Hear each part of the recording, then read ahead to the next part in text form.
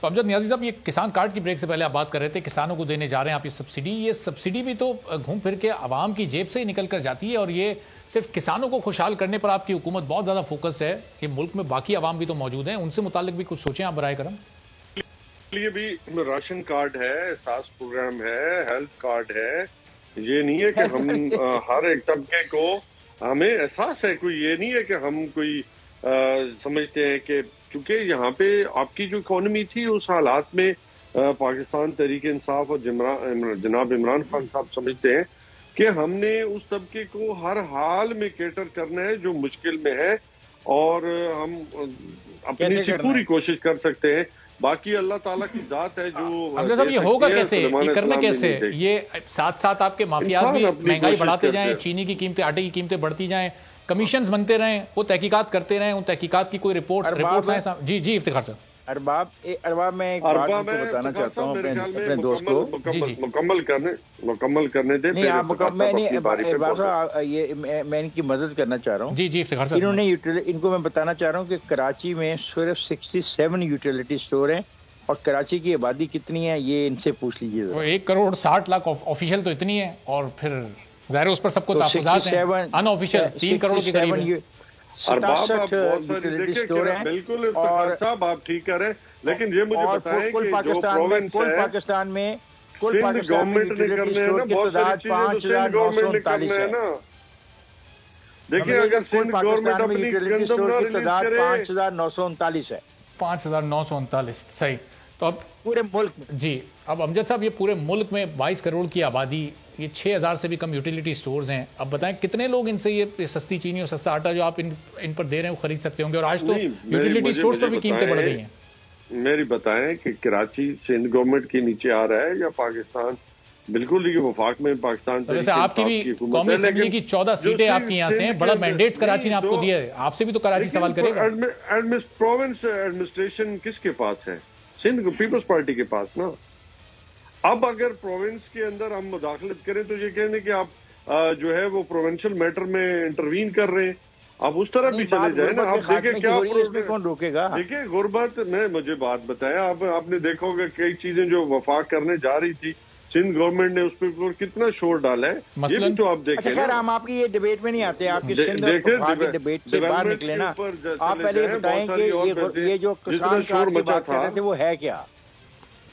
کسان کارڈ جی وہ کسان جو جن کی انہوں نے ایک لمٹ رکھی ہے کہ مطلب 5 ایکڑ ہے یا 10 ایکڑ سے نیچے جو کسان ہیں ان لوگوں کو مطلب جس کے کھادوں کے اوپر جو ہے کھاد لیتے ہیں تو اس کھاد کے اوپر ان کو سبسڈی ملے گی، اس کے اوپر کیسے ملے گی؟ میں جاننا چاہ رہا ہوں، میں بھی کسان چھوٹا تھا، مجھے سبسڈی وہ کیسے ملے گی؟ آپ دیکھیں وہ رجسٹریشن ہوگی، اس کا باقاعدہ ایک میکنزم ہے، اور اس میکنزم کے تحت پڑھا لکھا میں اتنا ہے نہیں ہوں، ایک رجسٹریشن کے چکر میں مجھے آپ نے اور ڈال دیا، اس کے لیے میں کسی کے پاس جاؤں گا، کسی سے مدد دوں گا، اور پھر میں فارم بھروں گا۔ تو آپ نہیں بھائی جی، آپ دیکھیں ہر جگہ پہ میں تو دیکھ رہا ہوں، کسانوں سے مل بھی رہا ہوں، رجسٹریشن کرا رہے ہیں، وہ کارڈ لے رہے ہیں۔ سر رجسٹریشن مجھے بتائیں، میرے دوست میں اس بحث میں نہیں جا رہا کہ نہیں کرا رہے، میں کہہ رہا ہوں مثلا مجھے ایک بوری ڈی اے پی پر اسمارٹ فون ہے، اور بھائی ڈی اے پی پہ مجھے کتنے پیسے ملیں گے؟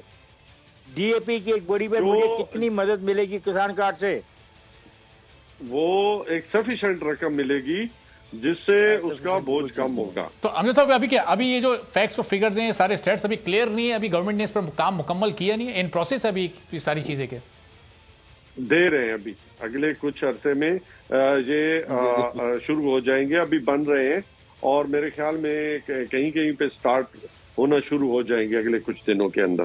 اچھا اب یہ چلے کسانوں سے ہٹ کے ذرا سر یہ بات میں بتاؤں، کسان کارڈ جو ہے نا کسی بھی جو رجسٹرڈ ڈیلر ہوگا نا کوئی کھاد کا بیج کا علاقے میں اس کے پاس جائے گا، پھر جا کے وہ اپنے آپ کو رجسٹر کرائے گا، جو ایچ بی ایل جو بینک ہوتا ہے نا اس سے نہیں ایچ بی ایل کو۔ سر میں یہ نہیں کہتا کہ میں آپ سے زیادہ جانتا ہوں، لیکن میں چونکہ ایک جرنلسٹ ہوں تو میرا یہ کام ہے کہ چونکہ سوال میں نے اٹھایا کسان کارڈ کے بارے میں، تو آپ کی تو معلومات میں نے لے لی، اب میرے پاس جو معلومات ہے میں آپ سے شیئر کرنا چاہ رہا ہوں۔ رجسٹرڈ جو کسان جو رجسٹر ہوگا وہ اپنا حصول کے لیے، اپنے کارڈ کے حصول کے لیے HBL کا جو کنیکٹ کی دکان پہ جائے گا, وہاں پہ انگوٹھے پر تصدیق کر کے اپنا اکاؤنٹ کھلوائے گا. پھر جو غیر رجسٹرڈ کاشتکار ہوگا وہ محکمہ زراعت کے پاس جائے گا, وہ مقامی عملے سے رابطہ کرے گا. پھر جو محکمہ زراعت کا مقامی اسسٹنٹ ڈائریکٹر ہوگا وہ اس سے رابطہ کرے گا. یہ پروسیس ہوگا. اب اس کا جواب دینے کو کوئی تیار نہیں کہ ایک DAP کی کھاد کی بوری پر کتنے پیسے بچیں گے as compare to the other person. صحیح, اب ظاہر ہے یہ جواب تو حکومت سے آنا چاہیے. اور پھر ان تمام معاملات کا جو مہنگائی بطور مجموعی اگر حل کی طرف ہم جائیں تو افتخار صاحب سے بھی میں لیتا ہوں, لیکن تیمور صاحب اب آپ ظاہر ہے ایک صوبے میں آپ کی بھی حکومت ہے, اس صوبے کے عوام آپ سے بھی سوال کریں گے, گو کہ وفاقی حکومت کا بھی کراچی میں مینڈیٹ ہے, تو آپ کے پاس اس پوری مہنگائی کا حل کیا ہے؟ یہ وقت گزرتا رہے گا, یہ قیمتیں اسی طرح سے بڑھتی رہیں گی, لوگ کی آمدن تو نہیں بڑھ رہی, صرف مہنگائی بڑھ رہی ہے؟ تیمور صاحب دیکھیں ارباب صاحب, ہم نے جو ہے نا پہلے 100 دن کا انتظار کیا کہ جو کمٹمنٹس تھیں وہ عمران خان صاحب پوری کر لے, تو نیازی صاحب نے پوری کی نہیں. پھر ہم نے کہا چلیے ٹھیک ہے 6 مہینے دے دیتے ہیں, کچھ نہ کچھ ہو جائے گا. سال پورا ہو گیا تو امید ہے کم سے کم جو سوچ طلب لوگ ہیں جن کا ایک کوئی ویژن ہے تو ان کو سمجھ میں آ گیا کہ کچھ بہتری آنی نہیں ہے. اب 3 سال کے بعد 100 دنوں میں تیمور صاحب وہ کٹے بیچے, سال نہیں پر ہر گاڑیاں بیچیں, بھینسیں بیچیں, وہ کچھ تو کام کیا انہوں نے ان 100 دنوں میں. ملا کیا؟ گاڑیاں بیچ کے, کٹے بیچ کے. گاڑیاں تو بھی نہیں امپورٹ کرنے جا رہے ہیں خان صاحب, ان کو پھر گاڑیوں کی اشد ضرورت پڑ گئی ہے, تو وہ پرانی گاڑیاں بیچی کیوں تھی انہوں نے؟ اور مجھے سمجھا گاڑیاں استعمال کیوں کر رہے ہیں؟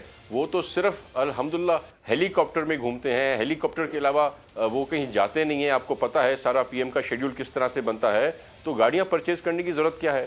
اور ویسے بھی جو گاڑیاں ہیں آپ نے دیکھی ہوگا کراچی میں تو گورنر صاحب کا کتا سرکاری لینڈ کروزر میں گھوم رہا ہوتا ہے, پیچھے اس کی موبائل چل رہی ہوتی ہے.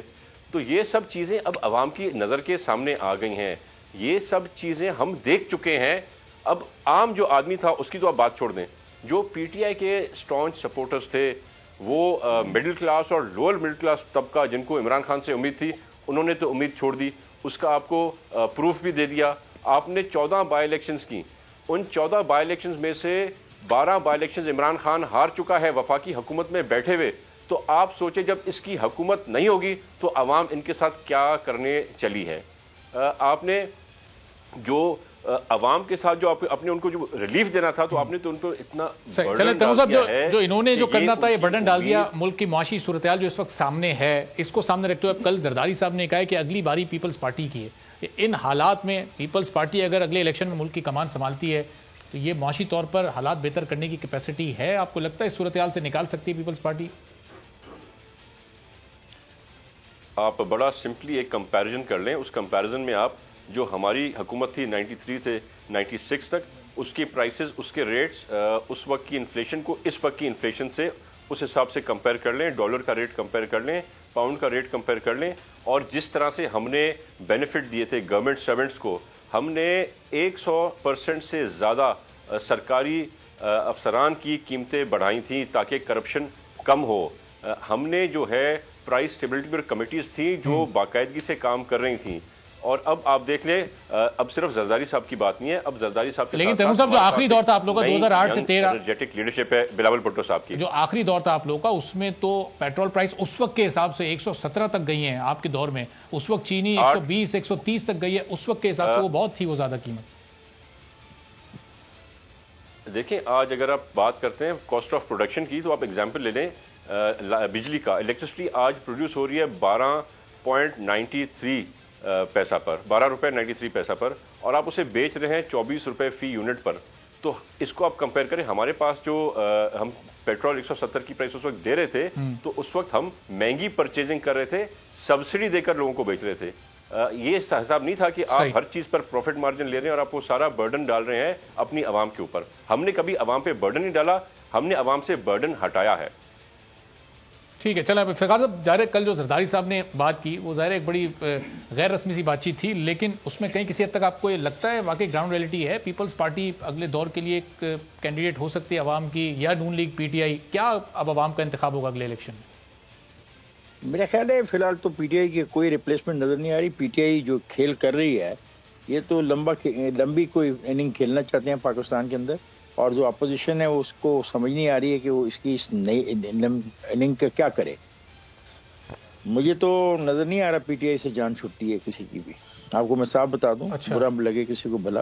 ہاں, اس کی وجہ ہے سمپل سی کہ پولیٹیکل پارٹیز اسٹرانگ اسٹینڈ لے ہی نہیں رہی. सब्सक्राइब करें और बेल दबाएं ताकि कोई खबर रह न जाए।